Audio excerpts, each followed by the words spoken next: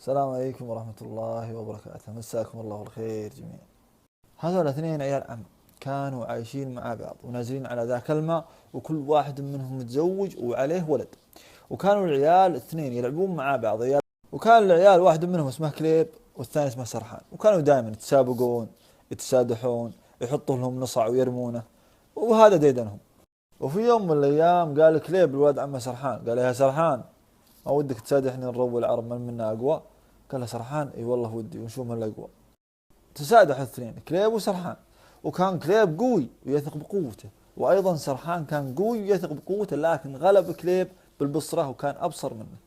قام انت يا سرحان وشل بكليب من بصرته، شل بكليب وخبطه في القاع، فضرب راسه تيك الحصاه، فنزف راسه الين مات انت يا كليب. طبعا سرحان واللي كانوا موجودين يشوفون هذا السداح ما كانوا متوقعين الامور توصل لهذا الحد، ان هذا التحدي تكون نهايته وخيمه، تكون نهايته موت. طبعا كليم مات بعد ان ضرب راسه على الحصاه ونزف، انتقل الى رحمه الله. هنا ابتلش انت يا سرحان ولا ادري وش يسوي. طبعا سرحان ما له حل الا انه يروح لبيه، قال ما لي حل الا اني اروح لبي واعلمه باللي صار واني ذبحت كليب بدون عمد. راح صوب بيه وعلمه باللي صار، فز بيه بسرحان، وقام وجمع عيان القبيلة وعلمهم باللي صار، وتوجهوا لب كليب. فراحوا لب كليب وعلموه باللي صار، وقالوا له ترى اللي صار قضاء وقدر، الصبي سرحان ما كان متعمد انه يذبح ولدك، فحياك الملعبه معنا. وفراح معهم اب كليب، يوم جاء فاذا ولده على الارض قد فارق الحياة.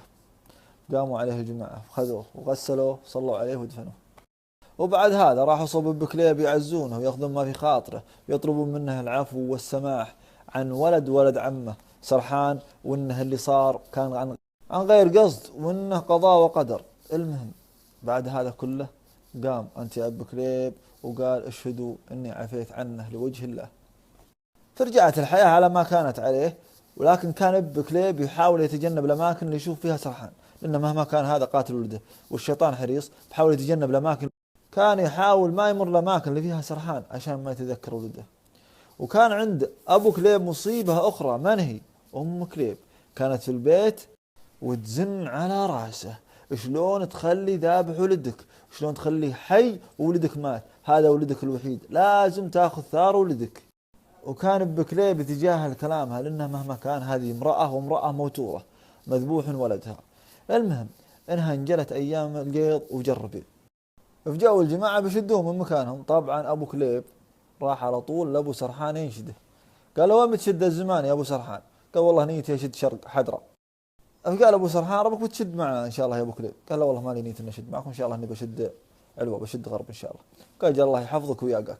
فراح كل منهم لجهة أبو سرحان راح شرق، وأبو كليب راح غرب. طبعا في يوم من الأيام هم قاعدين يتعشون، قامت مرت أبو كليب تزن على راسه.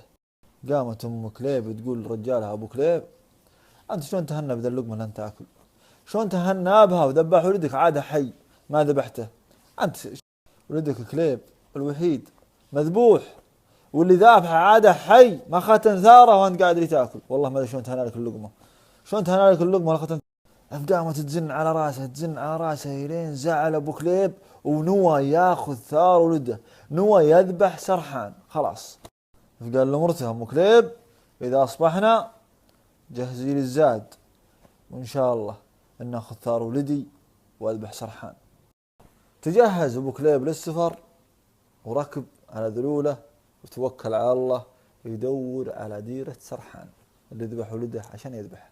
فقام يتنشد عن ديرة سرحان الين دلوه عليها.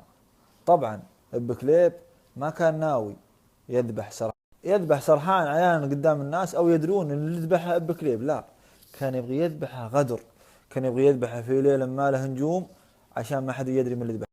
هنا اذا ذبح سرحان بهذه الطريقه ترتاح نفسيته، وبيكون اخذ ثاره بحيث ما حد يدري من اللي ذبح سرحان، هو الوحيد اللي يدري.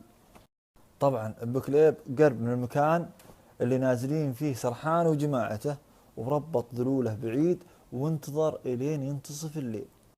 فلما انتصف الليل طبعا كان ابو كليب عنده خبر مسبق وين يسكن سرحان، او وين يسكن ولد عمه بسرحان.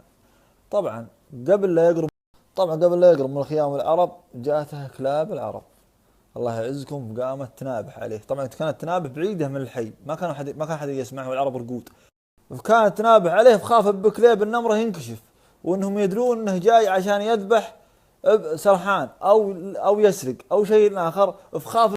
طبعا وكلاب تنابح، كان بين ذا الكلاب اعزكم الله كلب ولد عمه ابو سرحان، شم ريح ابو كليب فعرفه، لانه ولد عم ابو سرحان كان يجيهم دائما. فلما عرفها انت يا كلب ابو سرحان قام يتمسح على ابو كليب، وقام ينابح على الكلاب الثانيه ويطردها من ابو كليب. فقام كلب ابو سرحان ينابح على الكلاب الثانيه حتى سكتت الكلاب الثانيه، واعتقدت ان هذا الرجل من اصحاب هذا الحي، خلوه.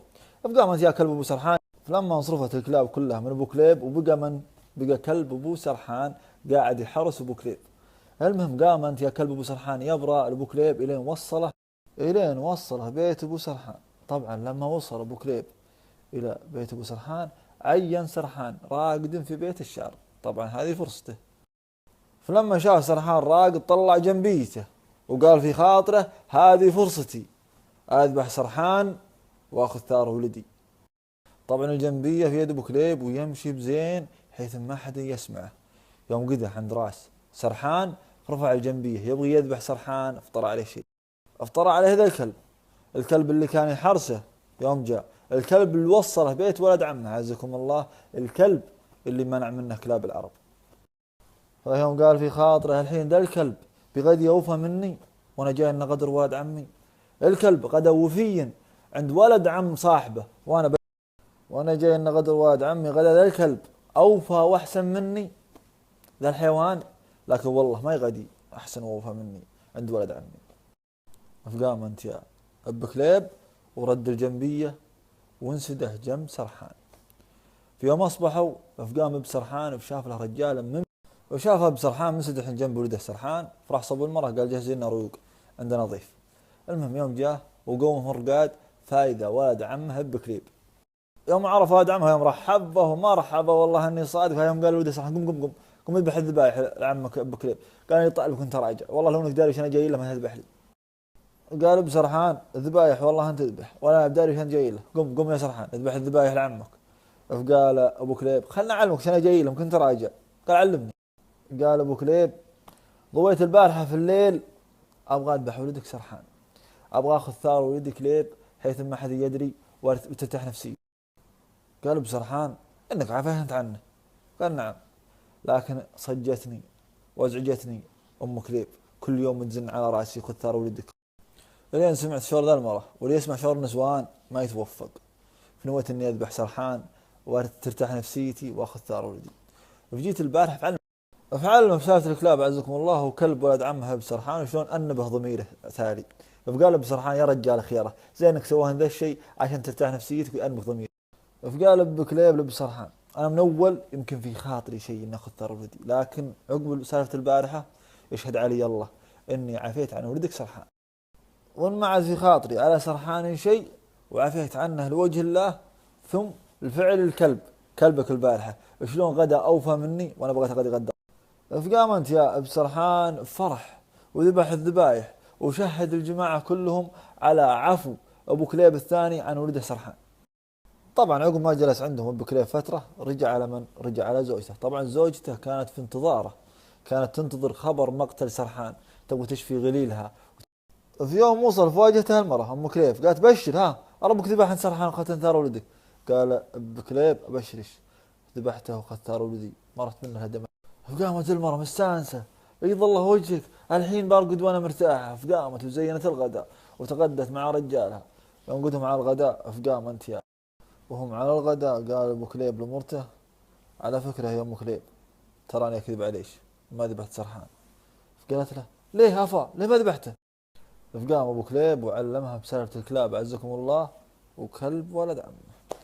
فقامت المرأة وقالت قدر الله ما شاء فعل، وعلمها ابو كليب انه عفى عنه لوجه الله، وقال لها اذا سمعتش مرة ثانية تزنين علي بنفس السالفة طلقتش. فقالت كليب اجل الله يعيضني. فيقولون الرواه ان ام كليب بعد فترة احملت وجابت ولد عوضها عن ولدها كليب. انتهت السالفة كذا. فسبحان الله كلب أعزكم الله حيوان يعلم إنسان عاقل درس من دروس الوفاء، الله المستعان. لكن حية اللي يتعظ إن كان من إنسان أو من حيوان، لكن بعض الناس لا يتعظ لا من ذا ولا من ذا، نسأل الله السلامة. هذا والله أعلم، واسمحوا لنا على طالة.